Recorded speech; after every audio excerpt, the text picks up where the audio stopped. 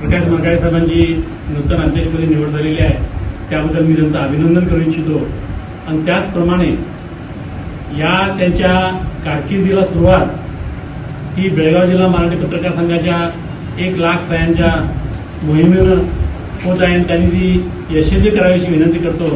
आणि त्याचबरोबर आता मनोहर उंद्रेने म्हटल्याप्रमाणे जो काही आपण कन्नड सक्ती विरोधी मोर्चा काढायचा ठराव मागच्या मीटिंगमध्ये केलेला आहे, तो मोर्चा सुद्धा त्यासाठी आपली सूत्र घेऊन आपल्या कामकाजाला प्रकाश मरकाळे साहेबांनी सुरुवात करावी. त्यांनी म्हटल्याप्रमाणे, मनोहर उंद्रेने म्हटल्याप्रमाणे शिष्टमंडळ ही ज्योतिबाजी आता संपल्यानंतर आपण घेऊया आणि त्याच्यानंतर आपण मोर्चाची तारीख ठरवून त्याप्रमाणे तयारी लावूया. हा मोर्चामध्ये प्रचंड प्रमाणामध्ये यशस्वी करणं गरजेचं आहे, कारण हा मराठी संस्कृतीच्या, मराठी अस्मितेचा प्रश्न आहे. कारण बेळगावमध्ये त्यांनी सांगतात की कायद्याप्रमाणे 60% कन्नड आणि 40% इतर भाषा. पण 40% इतर भाषामध्ये समजा त्यांनी 20% इंग्लिश लिहिलं तर 20% मराठी ही लोकल भाषा यायलाच पाहिजे. आणि हे प्रथमतः सरकारी ऑफिसर व्हायला पाहिजे.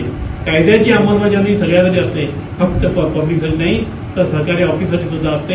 आणि त्याप्रमाणे या मोर्चाचं ध्येय आम्ही तेच ठेवून पहिला सर्व सरकारी ऑफिसरची या कायद्याची अंमलबजावणी करावी, त्याच्यानंतर लोकांनी त्याची अंमलबजावणी करावी.